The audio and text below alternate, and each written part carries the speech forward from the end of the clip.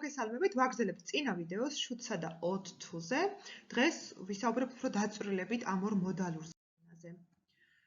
პირველ რიგში გავიხსენოთ მათი გამოყენება და მნიშვნელობა. შევხედოთ ორ წინადადებას. You should comb your hair every day. შენ უნდა დაივარცხნო თმა ყოველ დღე. You ought to comb your hair every day. შენ უნდა დაივარცხნო შენი თმა ყოველ დღე. მნიშვნელობა ერთ და იგივეა. როგორც ვხედავთ, წარმოებაც იგივეა, რაც წინა ვიდეოში უკვე ვნახეთ. იმის გარდა, რომ რჩევას ვაძლევთ ადამიანს და ვეუბნებით, რა უკეთესია, რა უმჯობესია, should და ought to-ს ასევე აქვთ იმისი უნარი გამოხატონ სხვადასხვა ფუნქციები. შევხედოთ ახლა ამ ფუნქციებს. პირველი ეს არის weak obligation, ანუ სუსტი ვალდებულება, ამაზე უკვე ვისაუბრეთ წინა გაკვეთილში, მაგრამ დღეს კიდევ უფრო განვავრცობთ ამ თემას. Advice, რჩევა, შეუძლიათ ასევე გამოხატონ კრიტიკა, ანუ ინგლისურად criticism, და მოლოდინები, expectations, ანუ რა მოლოდინები მაქვს, რას ველოდები. პირველ რიგში განვიხილოთ სუსტი ვალდებულება, მაგალითად, you should comb your hair every day. You ought to comb your hair every day. ეს წინადადება უკვე ვიცით, ან უნდა დაივარცხნოთ თმა ყოველ დღე. Should I send homework to the group chat? Should I send homework to the group chat? Ought I to send homework to the group chat? უნდა გავაგზავნო საშინაო დავალება group chat-ში, ანუ ეს გვევალება? უკეთესია ესე? They shouldn't speak loudly. ისინი არ უნდა ლაპარაკობდნენ ხმამაღლა. They ought not to speak loudly. ისინი არ უნდა ლაპარაკობდნენ ხმამაღლა. ერთ და იგივე მნიშვნელობა აქვს, რა თქმა უნდა. Should და ought to-ს ასევე აქვს ფუნქცია გამოხატონ კრიტიკა, კრიტიციზმი. მაგალითად, they should ought to tell us when we have a day off. მათ უნდა გვითხრან, როდის გვაქვს დასვენების დღე. ანუ should და ought to არის რომ აი უნდა გვითხრან და შეიძლება ამან ასევე გამოხატოს ეს გაღიზიანებული, კრიტიკული ტონი. ან it's hot here. They should turn on the air conditioning. აქ ცხელა, მათ უნდა ჩართონ, ვთქვათ, გამაგრილებელი. Air არის ჰაერი, conditioning არის კონდიცია, ანუ air conditioning, ანუ ჰაერის გამაგრილებელი.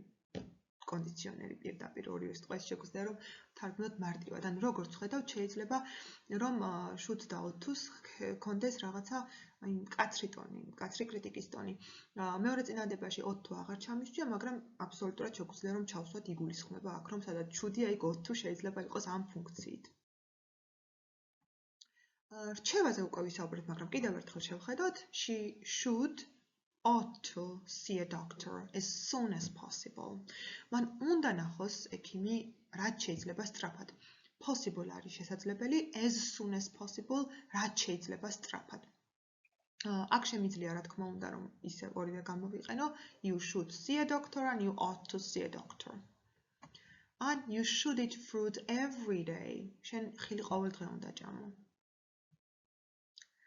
რჩევას რა თქმა უნდა ეს წინა ვიდეოშიც ვნახეთ რომ შეიძლება ქონდეს უარყოფითი ფორმა. მაგალითად you shouldn't do your homework a day before your class. შენ არ უნდა გააკეთო შენი დავალება ერთი დღით ადრე შენი გაკვეთილიდან your class შენი გაკვეთილი a day before ერთი დღით ადრე. Should ought to როდესაც ისინი გამოხატავენ მოლოდინს expectations. There should be some sugar left and there ought to be some sugar left. ესე იგი, მეგობარი ადუღებს შენ სახლში ყავას, შაქარს ამბობს რომ აღარ არის და ეუბნები რომ უნდა იყოს, ანუ არის სადღაც. ანუ მოლოდინი მაქვს რომ აქვს შაქარი. And John should pass the exam. He has worked so hard and John ought to pass the exam. He has worked so hard. John-მა უნდა ჩააბაროს გამოცდა. ძალიან ბევრი იშრომა და იმიტომ, ანუ მოლოდინი მაქვს, ალბათობა იმისი რომ ჩააბაროს მაღალია, იმიტომ რომ ბევრი იშრომა. ვხედავთ ესე იგი, რომ ამ ორ მოდალურ ზნას აქვთ იმისი უნარი რომ გამოხატონ მოლოდინები, ანუ რას ველოდები, რა მოლოდინი გვაქვს. კიდევ ერთხელ გადავხედოთ ფუნქციებს should-ის და ought to-ს. ეს არის სუსტი ვალდებულება. ეს არის რჩევა, ანუ advice, ეს არის კრიტიკა, criticism, expectations, მოლოდინები, თუმცა ეს ყველაფერი არის აწყლოვან მომავლის ფორმა, რაც ჩვენ უკვე წავიკითხეთ და ვნახეთ. ახლა უნდა გადავიდეთ წარსულზე. რა თქმა უნდა, ჩვენ ეს ცნები შეგვიძლია გამოვიყენოთ წარსულში და როგორ შეგვიძლია ეს გავაკეთოთ, უკვე ახლა ვნახავთ. როდესაც გვინდა გამოვხატოთ წარსული, ამ შემთხვევაში should-ს ემატება have და ემატება past participle, ანუ ზმნის მესამე ფორმა. ჩვენ ამაზე უკვე ბევრი ვისაუბრეთ მოდალურ ზნებზე წინა ვიდეოებში. იგივენაირად ought to-ს ემატება have და ემატება past participle, როცა გვინდა წარსულზე ვილაპარაკოთ და ვნახოთ ახლა მაგალითები. You should have done your homework earlier. You should have done your homework earlier. შენ უნდა დაგეწერა შენი საშინაო დავალება უფრო ადრე. ანუ არ გააკეთე და უნდა გაგეკეთებინა. ეს არის წარსულზე, მაგრამ ეს არის არა მხოლოდ წარსული, არამედ კრიტიკა, წუწუნი წარსულ დროზე. You should have spoken to your teacher about your grammar problems. You should have spoken to your teacher about your grammar problems. შენ უნდა გელაპარაკა შენს მასწავლებელთან გრამატიკის პრობლემების შესახებ. იმედია ვხედავთ, რასთან გვაქვს საქმე.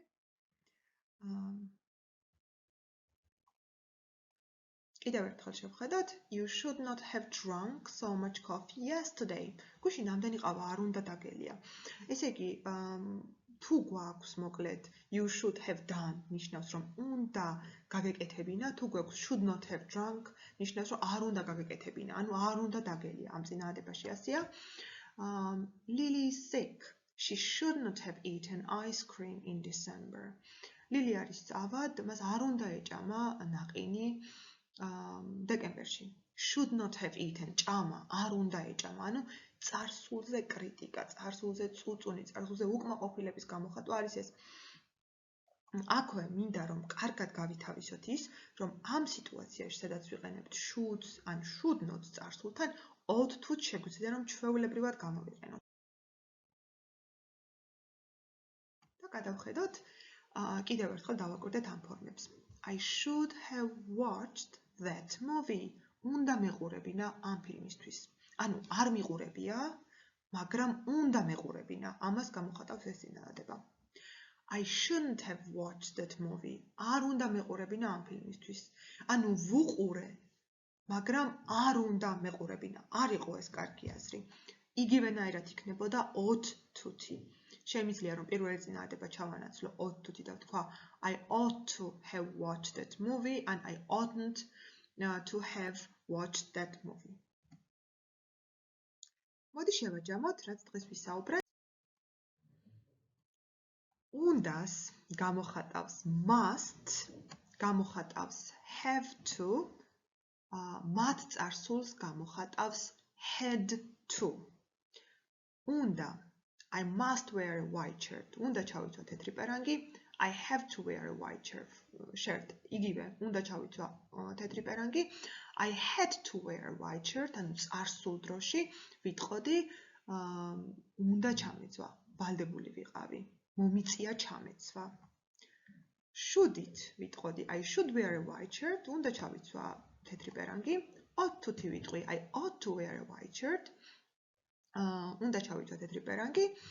წარსულში ვიტყოდი I should have worn a white shirt, მაგრამ მნიშვნელობა არ იმეორებს სიტყვა სიტყვით აწყო დროში რაც არის. ანუ აქ ნიშნავს რომ I should have worn, უნდა მცმოდა, ანუ არ ჩავიცვი ეს პერანგი, ეს თეთრი პერანგი, მაგრამ უნდა ჩამეცვა. აი ამ მნიშვნელობით არის წარსული should-ის და ought to-სი და რა თქმა უნდა should-ის ნაცვლად შემიძლია რომ ought to-ც გამოვიყენო. წარსულ drოში I ought to have worn a white shirt. აი ესე იქნებოდა. როგორც ხედავთ, ეს არის ჩვენი დღევანდელი გაკვეთილი. იმედი მაქვს, არ ვარ ძალიან დაბნეულები და იმედი მაქვს, ყველაფერი გასაგებია. თუ გვინდა რომ გავიმყაროთ ჩვენი ცოდნა, should-სა და ought to-ზე შეგვიძლია რომ უბრალოდ Google-ში ჩავწეროთ აი ესეთ სიტყვები should, ought to, ამოგვიყრის სავარჯიშოებს. ასევე შეგვიძლია should have done, ვივარჯიშოთ წარსულ დროზე და კიდევ უფრო კარგად გავითავისოთ როგორ ვიყენებთ ამ ფრაზას. Ought to have done ანალოგიურად should not-ი, ought not to. და ეს ყველაფერი დაგვეხმარება, რომ დღევანდელ ვიდეოში, რადგან ვისაუბრეთ, ყველაფერი და არა მარტო დღევანდელ წინა ვიდეოში, რადგან ვისაუბრეთ, ყველაფერზე ვივარჯიშებდით. ძალიან დიდი მადლობა ყურადღებისთვის. იმედი მაქვს, გასაგები და გამოსადეგი იყო დღევანდელი გაკვეთილი. არ დაიზაროთ დალაიქება და გამოიწერეთ არხი, რომ მიიღოთ ხოლმე შეტყობინებები, როდესაც ახალ ვიდეოებს დავდებ. და ყოველთვის შეგიძლიათ, რომ დაწეროთ კითხვები, რაც გაგიჩნდებათ ვიდეოს განმავლობაში, თუ რაიმე გაუგებარი იქნება, აუცილებლად გიპასუხებთ, აგიხსნით კომენტარებში. დიდი მადლობა მომავალ შეხვედრამდე. Bye bye.